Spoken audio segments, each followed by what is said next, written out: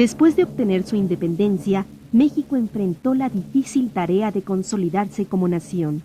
Los primeros años de vida independiente se caracterizaron por desarrollarse en un clima complejo, donde no hubo paz ni tranquilidad, pues prevalecían los enfrentamientos entre distintas posturas ideológicas.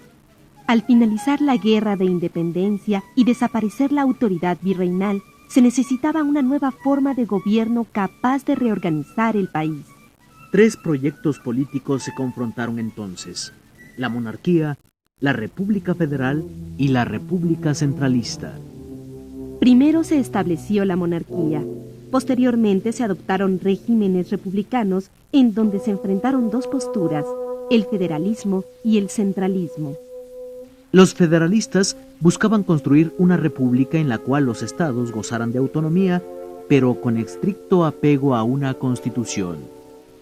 Por su parte, los centralistas pretendían crear una república en donde los estados estuvieran sometidos en sus decisiones a la autoridad central.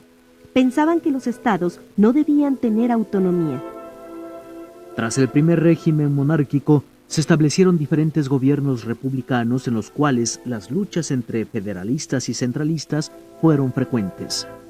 La enorme dificultad que implicó la nueva organización del país y los desacuerdos entre los grupos políticos condujeron a México a una situación de desunión e inestabilidad. Con la llegada del ejército trigarante a la Ciudad de México, el 27 de septiembre de 1821, concluyó el movimiento de independencia de nuestro país. Entonces se formó el primer gobierno independiente mexicano, que consistió en una junta provisional gubernativa, la cual presidía Agustín de Iturbide. Aquella junta estaba integrada por 38 miembros.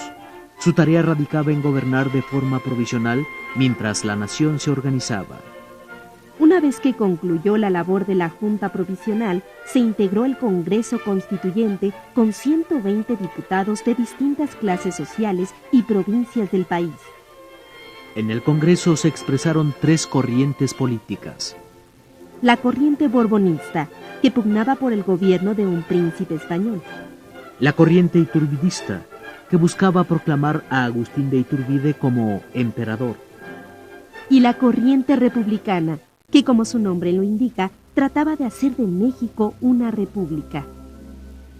Debido a la presión popular, triunfó la corriente iturbidista y el Congreso se vio obligado a proclamar emperador a Agustín de Iturbide. Tras su coronación como Agustín I, Iturbide enfrentó un panorama desolador. El país se encontraba en quiebra debido a la guerra civil. Además, las minas, las industrias y el campo estaban en un completo abandono. Aunque algunos países europeos invirtieron en México, fue imposible para la monarquía superar las dificultades económicas. Iturbide enfrentó esta problemática con 2 medidas. Obligó al pago de impuestos y solicitó un préstamo. Tales medidas produjeron un malestar generalizado en la población. En el Congreso, los antiguos borbonistas se aliaron con los republicanos. La relación entre el Congreso y el emperador se volvió conflictiva. Finalmente, Iturbide decidió disolver el Congreso el 31 de octubre de 1822. La disolución del Congreso ocasionó la rebelión del comandante general de Veracruz, Antonio López de Santa Anna. Apoyado por Vicente Guerrero, Guadalupe Victoria y Nicolás Bravo, Santa Anna proclamó el Plan de Veracruz, donde exigía la reinstalación del Congreso. Iturbide intentó defenderse de la sublevación y para ello nombró a un comisionado, el general Echavarri. Sin embargo, el militar enviado por el emperador se sumó a los disidentes. Acorralado por las circunstancias, Agustín I terminó cediendo ante las peticiones de los rebeldes y abdicó al trono el 4 de marzo de 1823.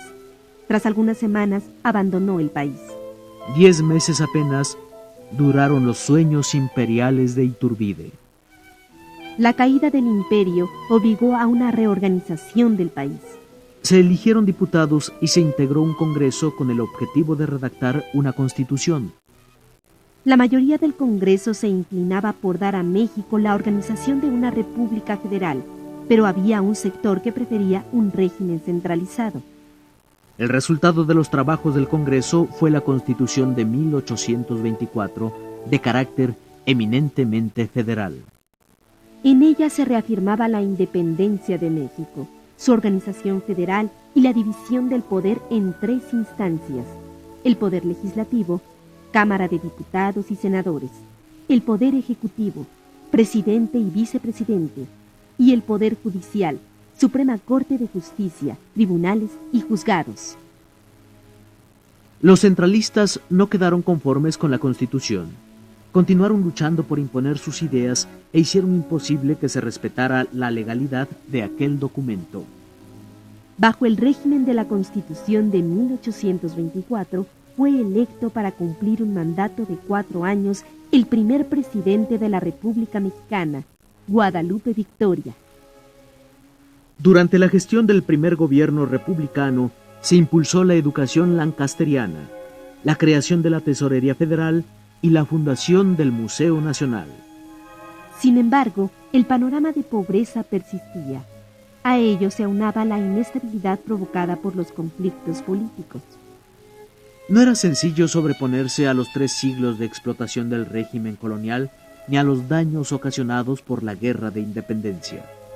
Para aliviar la situación económica, Guadalupe Victoria tramitó préstamos, pero el arcaico sistema financiero provocó un nuevo problema: el pago de los réditos. En 1828 hubo elecciones para la presidencia. En la contienda participaron 2 liberales, Manuel Gómez Pedraza y Vicente Guerrero. Aunque Gómez Pedraza ganó las elecciones, los partidarios de Guerrero se pronunciaron en contra de los resultados e hicieron un motín. Gómez Pedraza tuvo que abandonar el país y Vicente Guerrero asumió la presidencia, en la cual permaneció durante muy poco tiempo. Uno de los miembros del gobierno, el vicepresidente Anastasio Bustamante, se sublevó y derrocó a Guerrero. Bustamante argumentó que México no estaba preparado para un gobierno federalista y subió al poder el 1 de enero de 1830, imponiendo un régimen conservador. Con Bustamante la situación económica del país no mejoró. Se tomaron medidas para solucionar los desórdenes en la actividad agrícola. Diversos cultivos quedaron exentos de impuestos, pero la ausencia de un mercado nacional integrado nulificó tales esfuerzos. La industria y el comercio tampoco fructificaron. Los constantes robos en los caminos se convirtieron en un obstáculo difícil de sortear. El dinero de los impuestos era insuficiente. Los estados no entregaban contribuciones. Solo la Iglesia realizaba aportaciones económicas. La adversidad condujo al gobierno de Bustamante a solicitar más préstamos a los hombres adinerados. Empezaron a surgir manifestaciones en contra del gobierno. En el sur, Vicente Guerrero y Juan Álvarez encabezaron las primeras revueltas. Bustamante ordenó la aprehensión y el fusilamiento de Guerrero, quien murió el 14 de febrero de 1831. El asesinato de Guerrero provocó una reacción violenta que culminó con el pronunciamiento de la guarnición de Veracruz, encabezada por Antonio López de Santa Anna. Después de varios enfrentamientos, Bustamante firmó los convenios de Zabaleta, que devolvieron la presidencia a Manuel Gómez Pedraza. El mandato de Gómez Pedraza fue breve. Lo sucedió Valentín Gómez Farías. Entre los años de 1833 y 1835, Gómez Farías se alternó en la presidencia con Antonio López de Santa Anna en 8 ocasiones. Cada uno fue presidente 4 veces. Apoyado por José María Luis Mora y un Congreso liberal, Gómez Farías impulsó una serie de reformas abocadas a minar el poder de la Iglesia. Le quitó validez legal al pago de los diezmos y a las transacciones que efectuaban los religiosos sin consentimiento del gobierno. Suprimió la Real y Pontificia Universidad de México e intentó organizar la educación en torno de la Dirección General de Instrucción Pública. La Iglesia buscó el apoyo de Santa Anna, quien regresó a la presidencia, nombró un gabinete conservador y anuló las reformas de Gómez Farías. Santa Anna suspendió la federación y cambió la forma de gobierno con la intención de organizar una república centralista. Las turbulencias políticas parecían interminables. La lucha por el poder había convertido al país en un barco a la deriva donde los motines y el caos eran sucesos cotidianos.